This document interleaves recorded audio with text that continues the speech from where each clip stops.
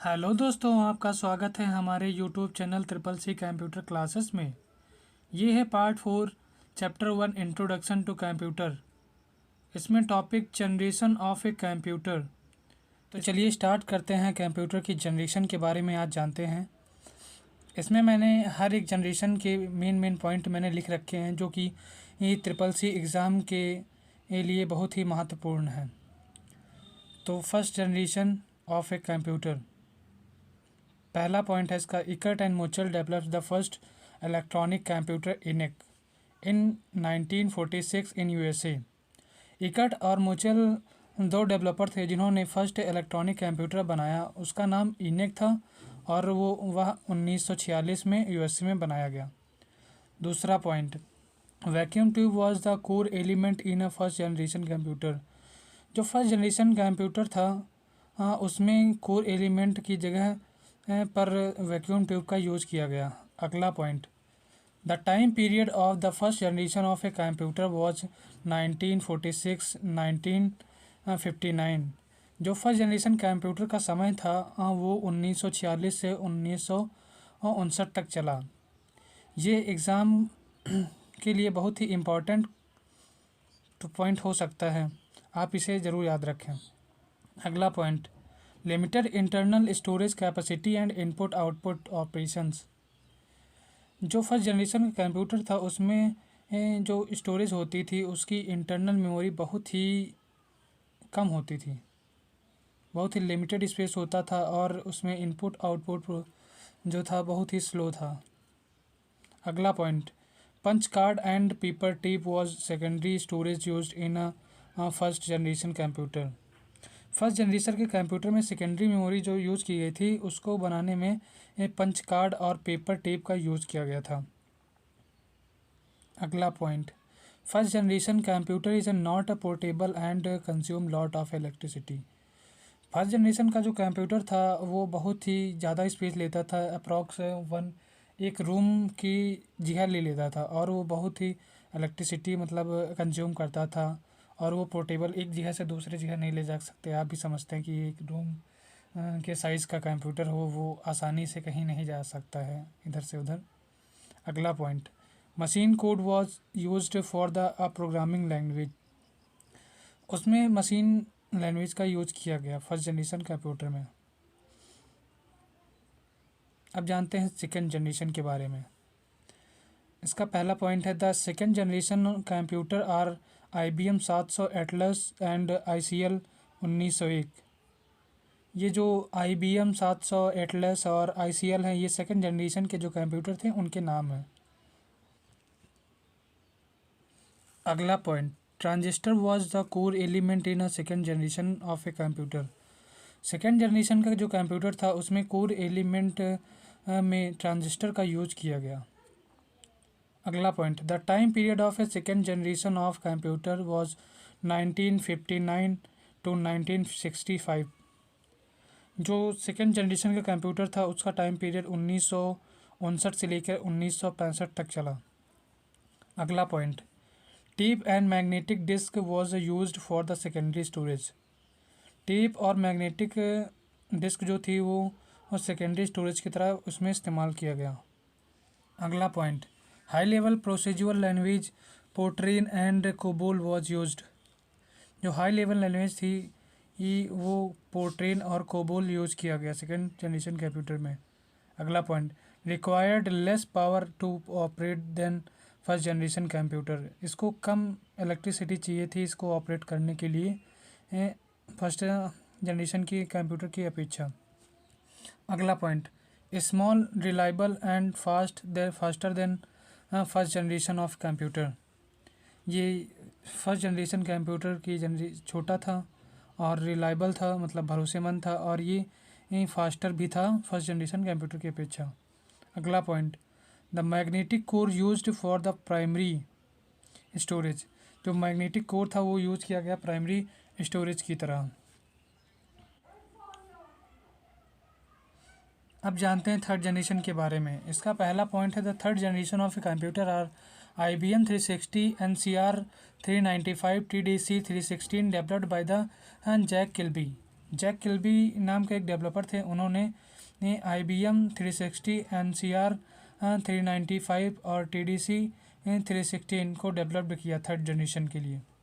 अगला point, integrated circuit IC was the core element in a third generation of a computer. जो third generation का computer जब आया उसमें कोर एलिमेंट के में ICI मतलब इंटीग्रेटेड सर्किट का यूज़ किया गया।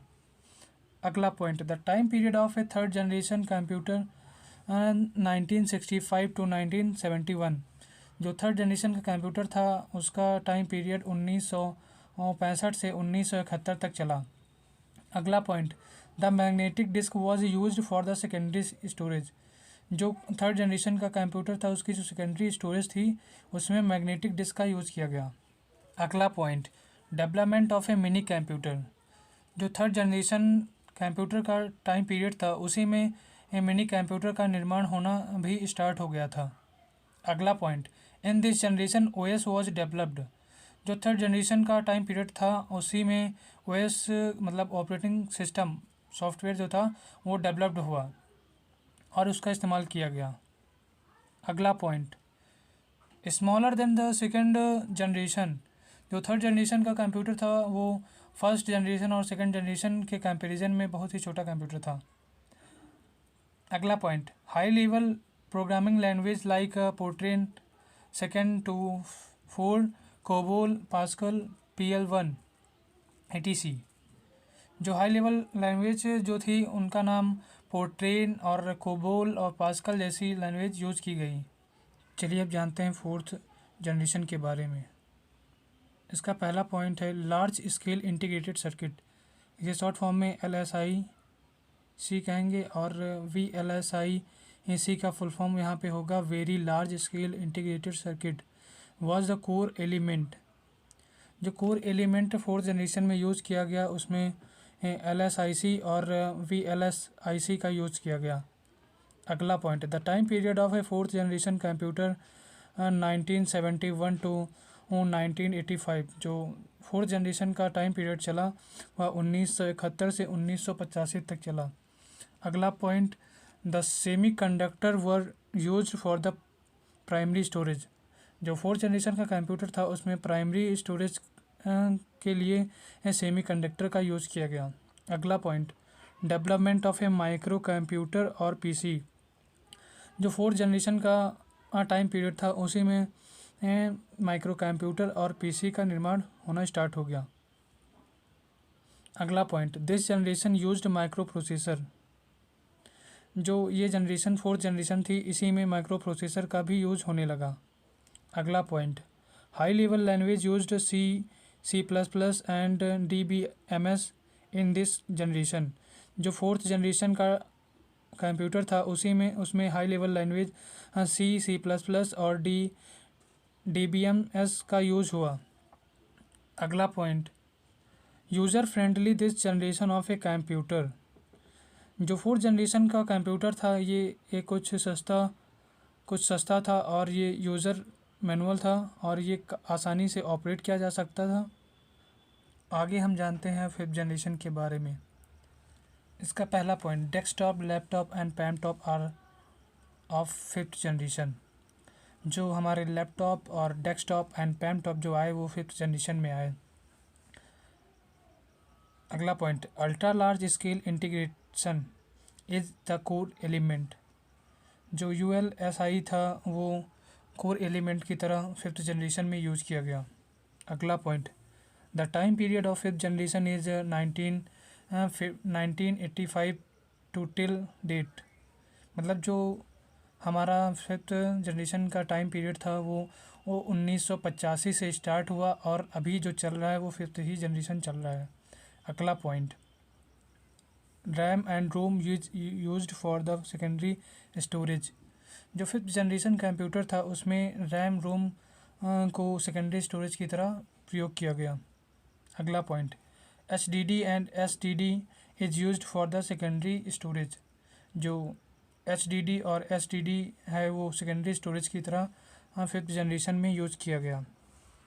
अगला पॉइंट, C++, C और Java Python etc are the high level language in this generation of computer. जो फिफ्थ जनरेशन कंप्यूटर है उसमें हम C plus plus, Java, Python का हाई लेवल लैंग्वेज की तरह इस्तेमाल किया।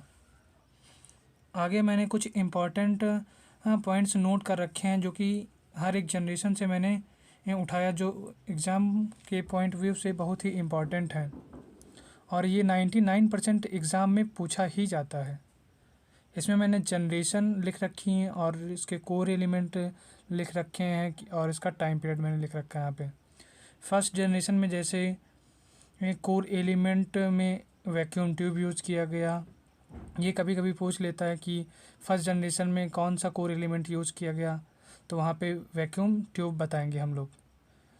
और टाइम पीरियड जो फर्स्ट जनरेशन का था वो 1946 से 1959 तक चला। कभी कभी ये भी एग्ज़ाम में पूछ लेता है कि हमारा फर्स्ट जनरेशन का टाइम पीरियड कब से कब तक चला। इसी तरह जितनी जनरेशन्स हैं इनका टाइम पीरियड और इनके कोर एलिमेंट हमें याद रखने हैं, जो कि ट्रिपल सी के एग्ज़ाम में 99% पूछा ही जाता है। ऐसे सेकंड जनरेशन में कोर एलिमेंट ट्रांजिस्टर यूज़ किया गया और इसका टाइम पीरियड 1959 से 1965 तक चला। ऐसे ही थर्ड जनरेशन में कोर एलिमेंट में आईसी का यूज़ किया गया और इसका टाइम पीरियड 1965 से 1971 तक चला। और फोर्थ जनरेशन में कोर एलिमेंट में very large scale integrated circuit का यूज़ किया गया कोर एलिमेंट की तरह और इसका टाइम पीरियड 1971 से 1985 तक चला। फिफ्थ जनरेशन में ultra large scale integrated circuit का यूज़ किया गया और इसका time period 1985 to till now, मतलब 1985 से चला था, ये अभी तक चल रहा है। हमने इस वीडियो में जाना कि कंप्यूटर की कितनी जनरेशन्स हैं और उसके की पॉइंट्स क्या हैं और एग्ज़ाम में कंप्यूटर की जनरेशन से क्या क्या पूछा जा सकता है। तो अगर आपको हमारा वीडियो अच्छा लगा तो हमारे वीडियो को लाइक करें, हमारे चैनल को सब्सक्राइब करें। Thank you.